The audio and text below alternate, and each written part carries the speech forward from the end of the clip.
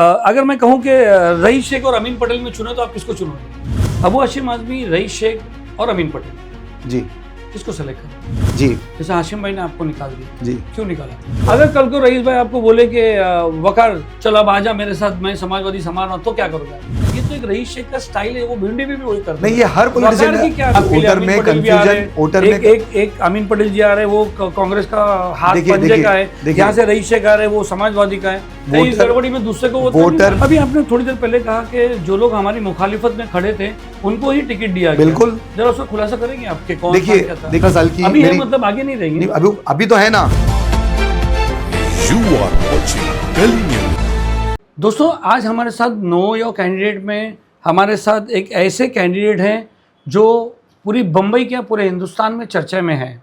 हम आपको बता दें कि हमारे साथ इस बार कांग्रेस के मैं बार बार ये बोल रहा हूँ ताकि मेरे मुंह से कोई दूसरा न निकल जाए, तो मैं ट्विस्ट दे रहा हूँ। कांग्रेस के कैंडिडेट 211 के रईस शेख के खासम खास जो पहले भी थे, बताया जा रहा अब भी है और बताया जा रहा आगे भी रहेंगे, 211 से वकार खान। वकार भाई, वेलकम टू गली न्यूज़ नो योर कैंडिडेट। आपके बारे में कुछ बताइए, आप कौन हो, कहाँ से आए हो, कहाँ रहते हो, शॉर्ट में बताइए। जी देखिए, मैं गोवंडी में मेरी पैदाइश हुई है। अच्छा। गोवंडी का मैं रहने वाला हूँ और 2011 में मैंने रईस भाई के साथ एज अ सोशल वर्क मैंने अपना करियर शुरू किया। 2012 में रईस भाई वहाँ से नगर सेवक का इलेक्शन लड़े जी, तो मैंने उनको ज्वाइन किया क्योंकि रईस भाई का जो विजन और रईस भाई का जो काम करने का तरीका है ये बहुत अच्छा लगा मुझे, और जिस तरह से उनका खिदमत खल्क करने का तरीका है बहुत पसंद आया। 2012 के बाद मैंने उनको ज्वाइन किया। 2017 तक मैं उनके साथ गोवंडी में था। मुझे बहुत अच्छा एक्सपीरियंस मिला उनके साथ काम करने का तरीका पता चला, कॉरपोरेशन में काम करने का तरीका पता चला, और कॉरपोरेशन में मैंने बहुत अच्छा काम किया वहाँ पर।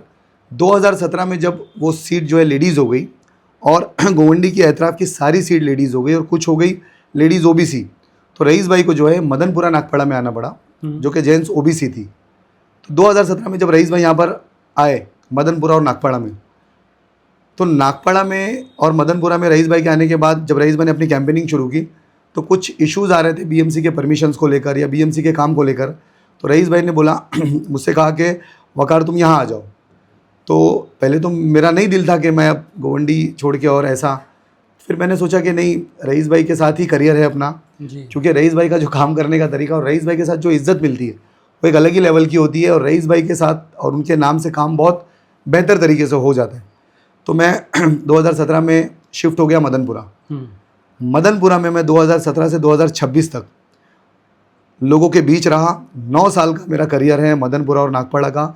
मदनपुरा की गली से मैं वाकिफ़ हूँ, मदनपुरा की बिल्डिंग से वाकिफ़ हूँ, मदनपुरा की बिल्डिंगों में रहने वाले मेरी बहनों से मैं वाकिफ़ हूँ, मदनपुरा में रहने वाले बुज़ुर्गों से मैं वाकिफ़ हूँ, उनके कॉन्टेक्ट नंबर मेरे साथ। आज मैं कैंपेनिंग करने के लिए मदनपुरा नागपाड़ा क्लियर रोड पे जब निकलता हूँ, तो जब मैं डोर टू डोर जा रहा हूँ, तो आप यकीन कीजिए सलीम भाई, अगर 50 घर हैं उसमें तो 40 घर मुझे नाम से जानते हैं, तुम वकार हो, हमको पता है, इंशाल्लाह हम आपको वोट देंगे। तो मेरा कहने का मतलब ये है कि मैं मदनपुरा के घर तक चला गया हूँ, मेरा चेहरा एक नोन है। मुझे ऐसा नहीं लगता कि मैं अब गोवंडी का रहा, मैं मदनपुरा और नागपाड़ा का हो गया हूँ, क्लियर रोड का हो गया। आपकी पॉलिटिकल जर्नी देखा जाए तो बहुत ट्विस्ट ये है जी, जैसे हाशिम भाई ने आपको निकाल दिया था। जी, क्यों निकाला था?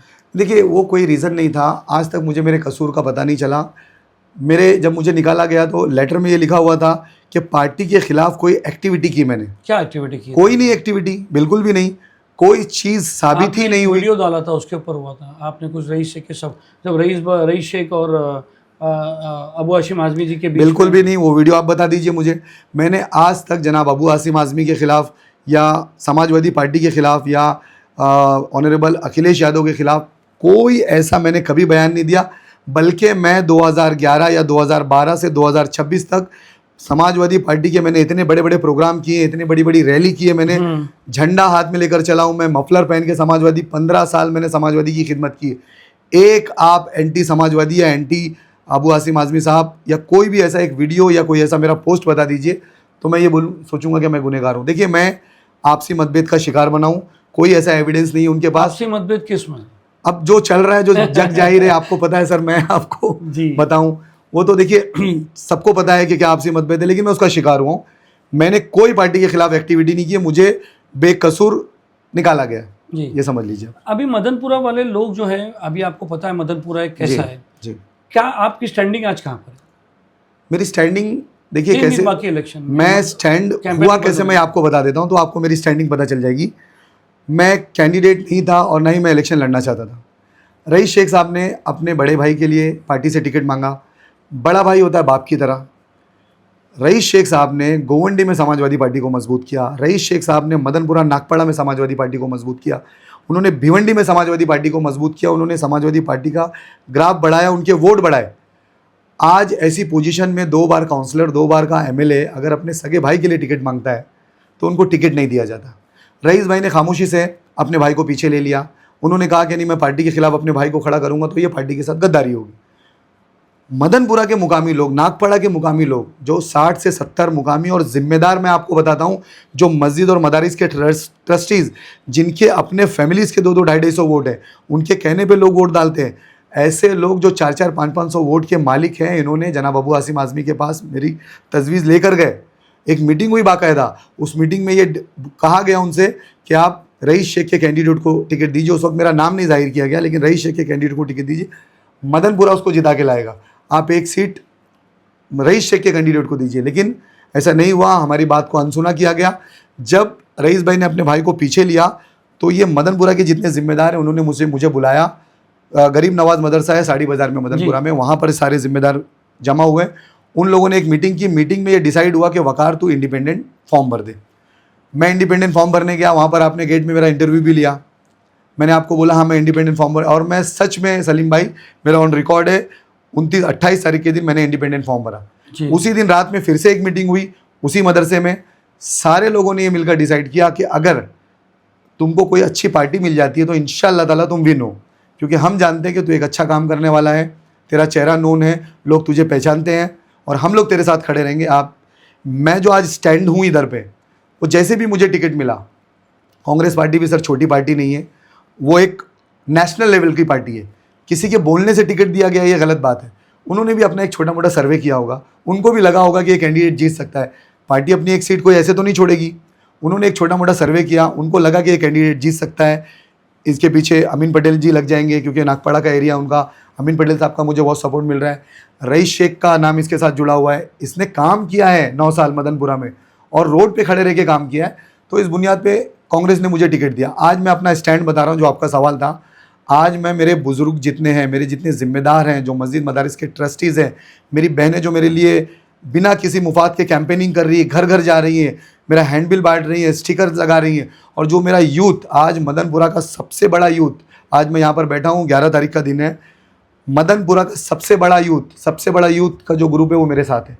चाहे वो डगर चाल हो, चाहे वो शिरीन भाई चाल हो, चाहे वो गोश बाजार हो, चाहे वो हुसैनी बाग हो, चाहे वो साड़ी बाजार हो, चाहे वो भाजी गली हो, पूरे मदनपुरा नागपाड़ा का यूथ अल्हम्दुलिल्लाह मेरे साथ है। हैंडबिल बांटना, ये बांटना, ये तो एक रईस शेख का स्टाइल है। वो भिंडी भी वही करते हैं। नहीं, ये हर पॉलिटिशियन का ये स्टाइल है। नहीं, हर पॉलिटिशियन का नहीं, मैंने ऑब्जर्व किया है तो कि रईस शेख का जो पैटर्न है, हाँ, ये सब काम करना, ऑर्गेनाइज करना, एक कॉर्पोरेट तरीके बिल्कुल बिल्कुल। तो ये उसमें वकार की क्या मतलब? नहीं, देखिए, वकार ने अगर जो भी सीखा है 15 साल में, तो रईस शेख से सीखा है।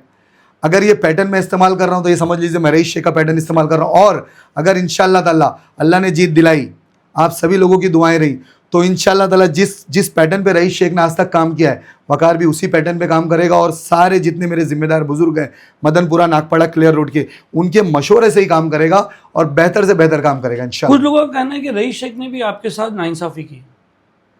आपको, आपने कहा कि गोंडी से उठा के आपको यहाँ लेके आप इतने साल उठा के नहीं, मतलब रिक्वेस्ट करके, एक उठा के ही बोला जाता है, आप नहीं, गलत बात है।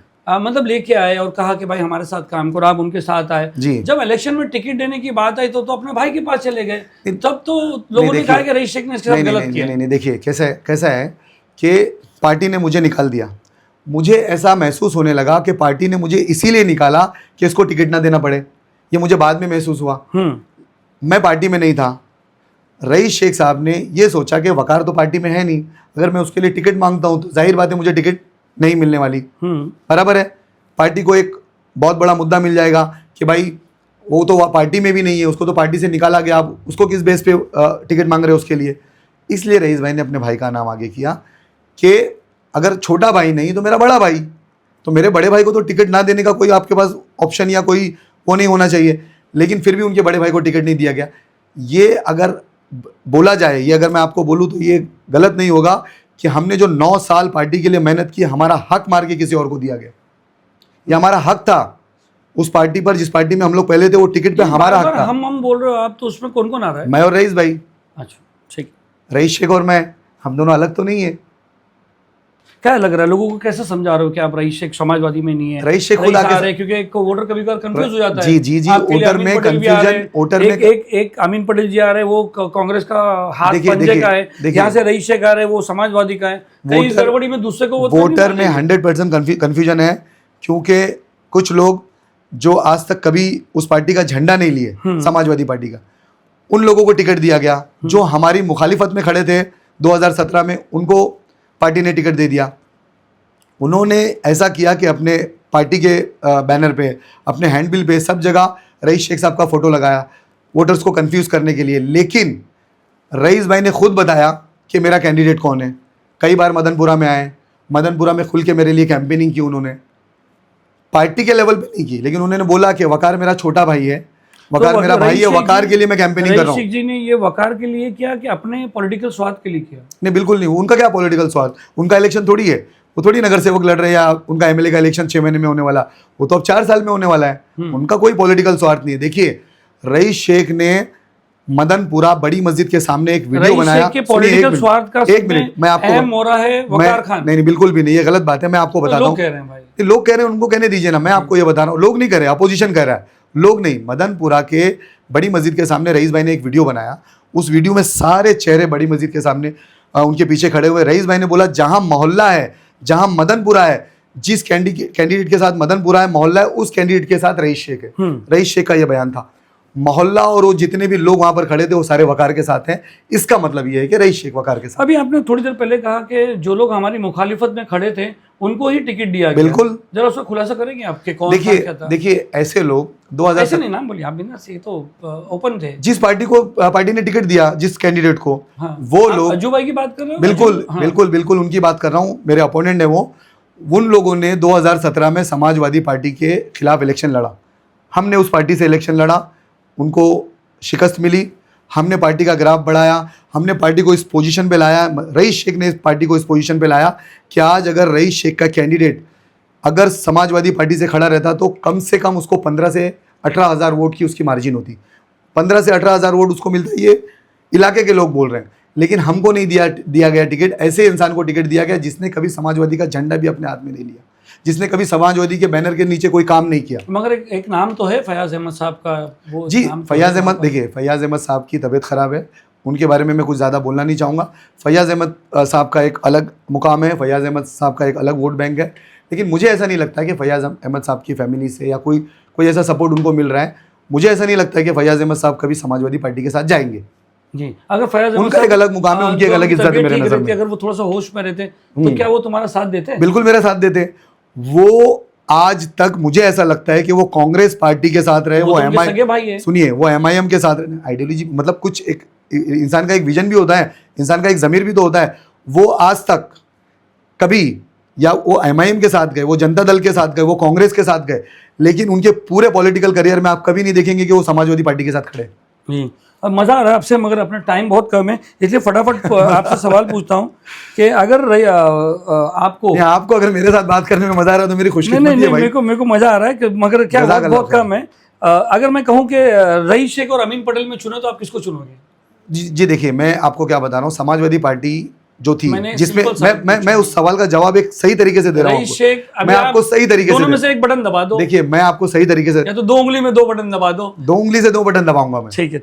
क्यों मैं, मेरी जो तरबियत हुई है वो रईस शेख साहब की सरपरस्ती में हुई है। समाजवादी पार्टी ने, जिसमें अभी रईस भाई हैं, उस पार्टी ने 15 साल की मतलब आगे नहीं रहेंगे? अभी तो है ना। अच्छा, आगे नहीं रहेंगे, वो उनका डिसीजन है। ठीक है। समाजवादी पार्टी में रईस भाई इस वक्त हैं, लेकिन समाजवादी पार्टी ने उनके कैंडिडेट को टिकट नहीं दिया। कांग्रेस पार्टी का एहसान है मेरे ऊपर कि कांग्रेस पार्टी ने मुझ पर भरोसा दिखाया। जिस पार्टी के लिए मैं झंडा बैनर लेकर 15 साल चला, उस पार्टी ने मुझे टिकट नहीं दिया, मुझे कांग्रेस पार्टी ने टिकट दिया। तो मैं कांग्रेस पार्टी का शुक्रगुजार हूं, मैं अमीन पटेल साहब का शुक्रगुजार हूं। अगरचे रईस भाई, अगर आप जीत जाते हो या जीत जाते हैं इंशाल्लाह आमीन। और रईस भाई आप तो कांग्रेस के हो गए जी, तो रईस भाई को टाटा बाय बाय करना पड़ेगा आपको। नहीं, क्यों टाटा बाय बाय करेंगे? क्यों, वो तो समाजवादी में, वो अरे थोड़ी ये छोड़े नहीं उन्होंने। नहीं, ये तो कोई बात नहीं। अमीन पटेल साहब, रईस शेख साहब क्या मुलाकात नहीं करते एक दूसरे वो नहीं, से मतलब मशवरा? ideology, काम करना, बिल्कुल। ये करना। देखिए, आइडियोलॉजी और विजन जो रईस भाई का है वो मेरा है, जो रईस भाई का खिदमत खल्क करने का जज्बा है वो मेरे अंदर है। उनकी सरपरस्ती में ही मैं आगे काम करूंगा और कांग्रेस पार्टी में रहकर ही काम करूंगा। अगर कल को रईस भाई आपको बोले कि वकार चल अब आजा मेरे साथ, मैं समाजवादी संभाल रहा हूँ, तो क्या करोगे आप? नहीं, देखिए, वो उस वक्त का डिसीजन होगा मेरा, और वो उसके लिए मैं अभी आपको इस वक्त ऐसे बता नहीं सकता। मेरा विजन जो है वो रईस भाई की आइडियोलॉजी पे चलना, रईस भाई की जो काम करने का तरीका रईस शेख अगर आपको कहें कि वकार अब मैं समाजवादी संभाल रहा हूँ, सपोज, ये उस वक्त की बात है सर। तो आप उस वक्त आप मेरे से इंटरव्यू अमीन ले भाई रहे के हैं, पास वो उस जाओगे वक्त की क्यों? बात है सर, वो उस वक्त की बात है। एक आखिरी सवाल मैं आपसे करना चाहता हूँ, अबू हाशिम आजमी, रईस शेख और अमीन पटेल, जी। किसको सेलेक्ट करूँ? ये तो कोई सवाल नहीं हुआ सर। देखिए, मैं आपको इससे पहले भी बताया कि रईस शेख का एक अपना मुकाम है, रईस शेख साहब का, अमीन पटेल साहब का अपना एक मुकाम है, जनाब अबू हाशिम आजमी एक अलग लीडर हैं, वो भी कौम के बहुत अच्छे बड़े लीडर हैं। अब ये चुनने वाली जो बात है, तो इंशाल्लाह ताला ये नेक्स्ट इंटरव्यू में अपन करेंगे। बहुत अटैक किया जा रहा है आपको जी, आप पे बहुत अटैक किया नहीं, अटैक तो देखिए, अटैक मेरे को मुझ पर अटैक जो है आज से नहीं हो रहा है सर, पिछले 2 साल से हो रहा है। जब लोगों को ये लगने लगा कि मदनपुरा नागपाड़ा क्लियर रोड में वकार का ग्राफ बढ़ रहा है, ये कैंडिडेट हो सकता है सर, मैं आपको ये आपके चैनल के माध्यम से बोल रहा हूँ, इसी बिना पर मुझे पार्टी से निकाला गया कि कहीं ये कैंडिडेट ना हो जाए, कहीं इसको टिकट ना मिल जाए। इसी बुनियाद पर मेरे कैरेक्टर पे सवाल उठाया गया, इसी बुनियाद पर मेरे इमेज पे सवाल उठाया गया, इसी बुनियाद पर मुझे करप्शन के इल्ज़ामात लगा गए।